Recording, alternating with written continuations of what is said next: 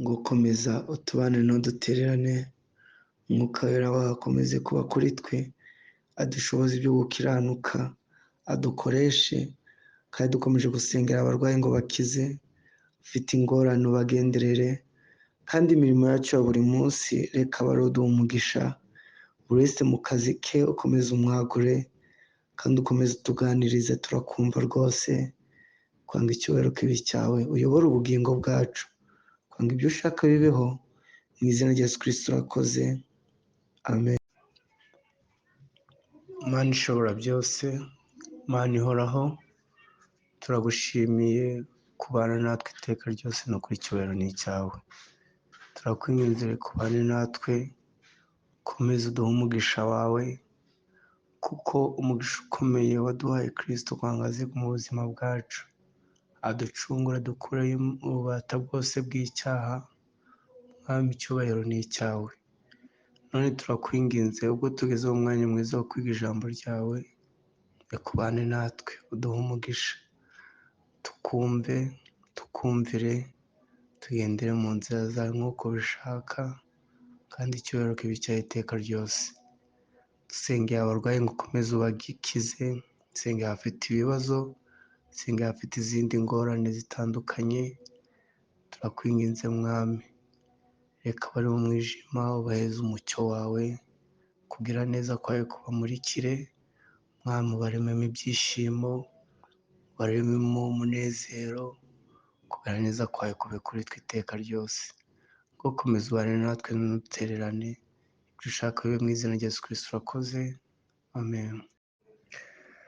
Mwiriwe neza, amahoro y'Imana akomeza abane namwe. Amazina ni Niyonzima Marcel, akaba ari njye tugiye kuganira ku ijambo ry'Imana mu gihe kitari gito kandi kitari kinini cyane, kandi turushaho kwishimira ko Imana ikomeza kubana natwe iteka ryose, ikaduha ku buntu bwayo bwo kuyimenya nk'uko yandikishije ibyayo byera, kugira ngo turusheho kumenya iby'inzira ziwe, byo kugira neza kwe ibihe byose. Murakoze, Imana ibahe umugisha. Reka dufatanye dusome ijambo ry'Imana, turasanga mu gitabo cy'umuhanuzi Yesaya, igice ni icya 9, turahera ku murongo wa mbere. Numva ayo magambo ariyo turaza kuganira kuri uyu mwanya, kuko tugeze muri iki gitabo cy'umuhanuzi Yesaya, dukomeza gusoma ibyanditswe byera, kandi Imana ihabwe icyubahiro, kirushaho kutuganiriza tukayumva, ihabwe icyubahiro ko turushaho kuyumva iteka ryose. Imana ishimwe cyane. Abantu bagenderaga mu mwijima babonye umucyo mwinshi, abari batuye mu gihugu cy'igicucu cy'urupfu baviriwe n'umucyo. Wagwije ishyanga, wabongereye ibyishimo, bishimira imbere yawe, ibyishimo nk'ibyo mu isarura, nk'ibyo abantu bishima bagabanya iminyago, kuko umutwaro bamuhekeshaga n'inkegene bamukubitaga mu bitugu, n'inkoni y'uwamutwazaga igitugu wayivunnye nko kuri wa munsi w'Abamidiyani. Ibyuma abafite intwaro bari bifurebye mu ntambara byose, n'imyenda igaraguwe mu maraso, bizaba ibyo gutwikwa bibe nk'inkwi zo mu muriro.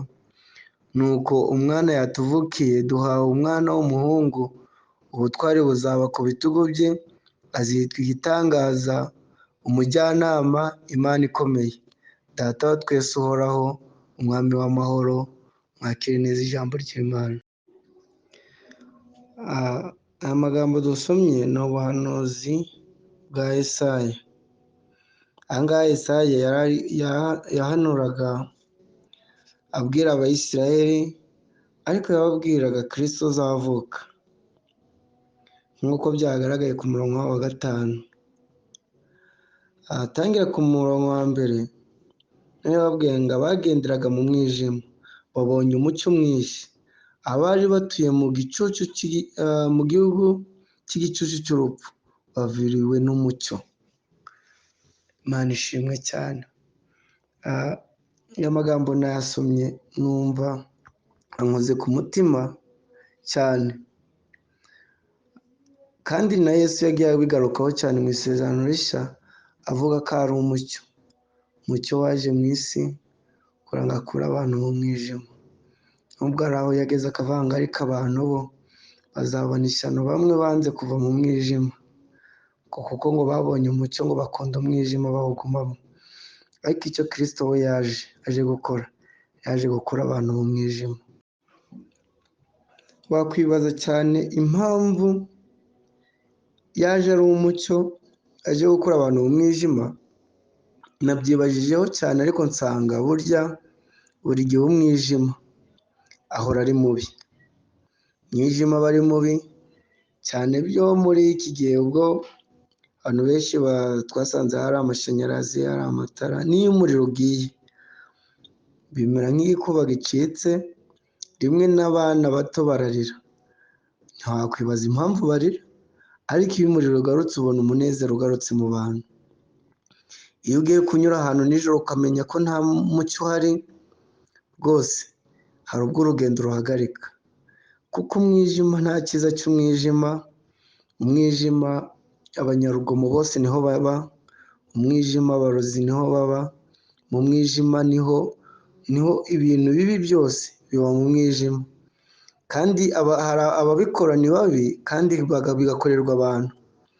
Niyo mpamvu abantu bamwe batinya kunyura mu mwijima, kuko n'ubundi unyura mu mwijima koko aba atuye mu gihugu cy'igicucu cy'urupfu, kuko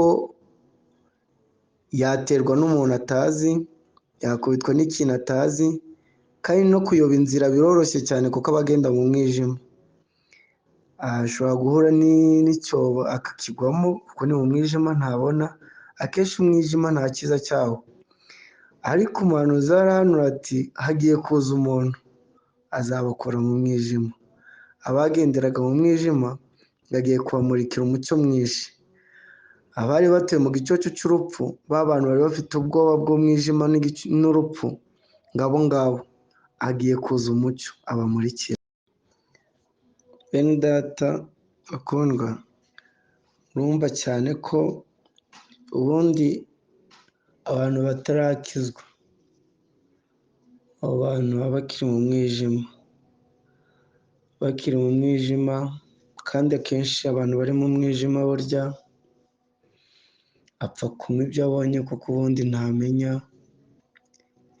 ntabwo areba nyine, ntamenya ibyanduye, amazi yanduye cyangwa atanduye. Apfa kwambara kuko ntibamenya ibimeze nabi n'ibimeze neza kuko ni nijoro. Ntamenya umweru n'umukara kuko bwije, ntamenya icyiza n'ikibi. Ariko abantu bakeneye umucyo, abantu bakeneye umucyo. Niyo mpamvu Kristo yaje ari umucyo, kugira ngo arusheho kubereka icyiza n'ikibi, arusheho kubayobora inzira, abereka inzira, kandi arusheho kubagirira neza, ababera umucyo bamurikire.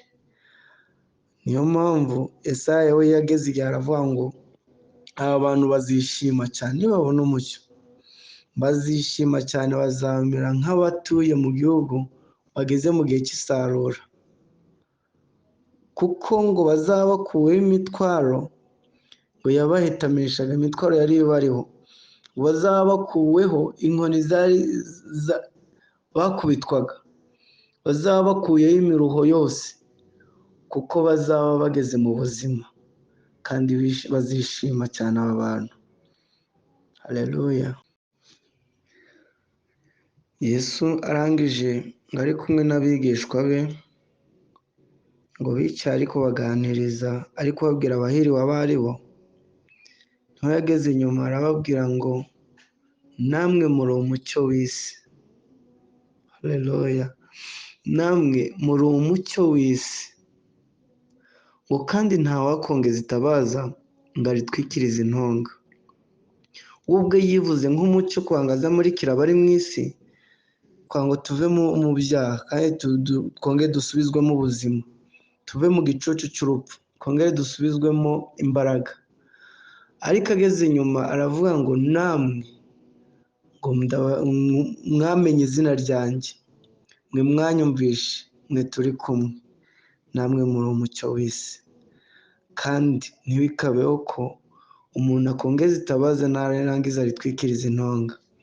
Nubwo abantu benshi mu buzima bwacu bwa buri munsi hari abantu bakijijwe bakabaho ari abo kubona abantu bari mu mwijima no kubaseka no kubavuga oya, ahubwo twebwe twabaye umucyo ngo tujye kumurikira abandi bataragera mu mucyo, bataramenya Kristo, tujye kubabwira iby'umucyo nabo bave mu mwijima, nabo basubizwemo imbaraga, nabo bamenye Kristo, nabo bagende mu nzira nyayo, nabo bashyira ubwoba. Haleluya! Nijoro abantu bose babuzuye ubwoba, babuzuye ibibazo, nijoro nta cyiza kihaba, abantu bakeneye umucyo.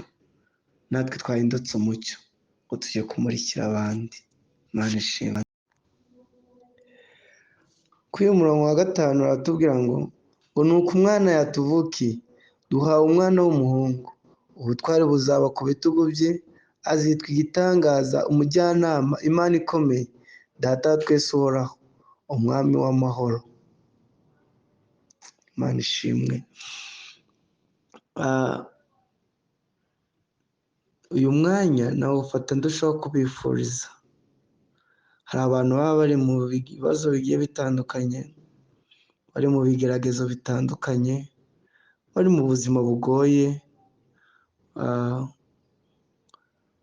nta mahoro yuzuye tuzabona muri iyi si. Twese ni uko ubuzima buri, ariko bakavuga ngo noneho umwana yatuvukiye. Aba ngaba Yesaya yabihanuraga nk'ibyabaye, ariko kandi nk'ibintu bazanategereza, ariko ubwo buzima tuburimo. Ngo umwana yatuvukiye, ngo azitwa ubutware buzaba ku bitugu bye, azitwa igitangaza, umujyanama, Imana ikomeye, Data wa twese uhoraho, ngo umwami w'amahoro. Uyu mwanya nawufata ndushaho kubifuriza uyu muntu ngo naze mu buzima, kandi ubutware buri ku bitugu bye, ibintu byose biramwumvira. Ategeka inyanja ikumva, ategeka imiraba ikumva, ategeka isi kumva, rwose ubutware buri ku bitugu bye. Mu migani niho batubwiye ngo n'imitima y'abami ngo niwe uyigera kandi igakora icyo ishaka. Ni ukuri uyu nguyu naza ategeke ibitagenda neza mu buzima bwanyu, Imana ibishyire ku murongo.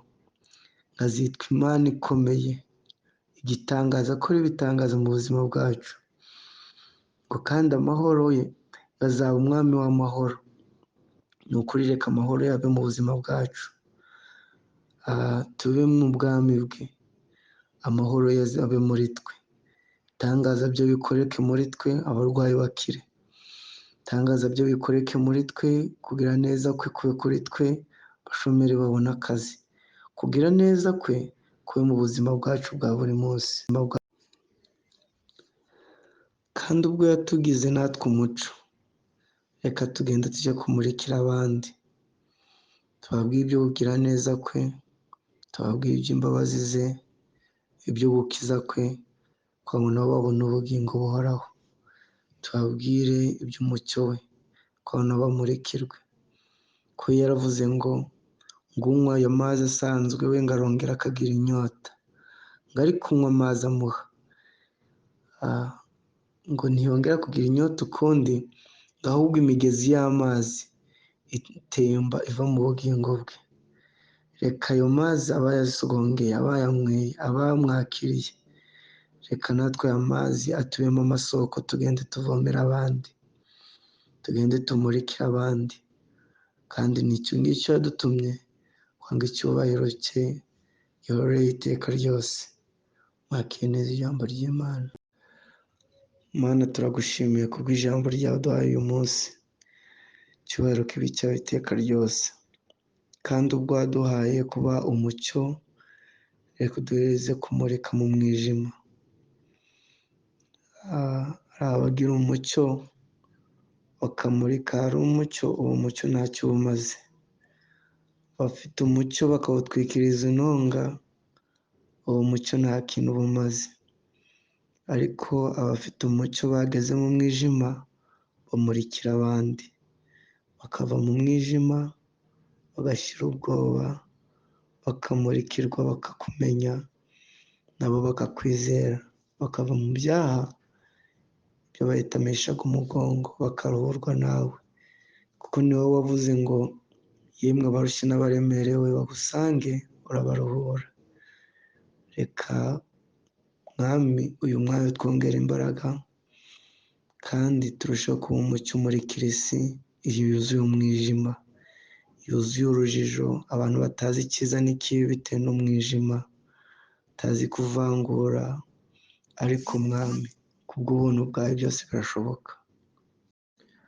Ngo komeza utubane n'udutererane, umwuka wera wawe akomeze kuba kuri twe, adushoboze ibyo gukiranuka, adukoreshe, kandi dukomeje gusengera abarwayi ngo bakize, ufite ingorane ubagenderere, kandi imirimo yacu ya buri munsi reka baruduha umugisha, buri wese mu kazi ke ukomeze umwagure, kandi ukomeze utuganirize, turakumva rwose. Kwanga icyubahiro kibi cyawe, uyobore ubugingo bwacu, kwanga ibyo ushaka bibeho, mu izina rya Yesu Kristo urakoze, amen.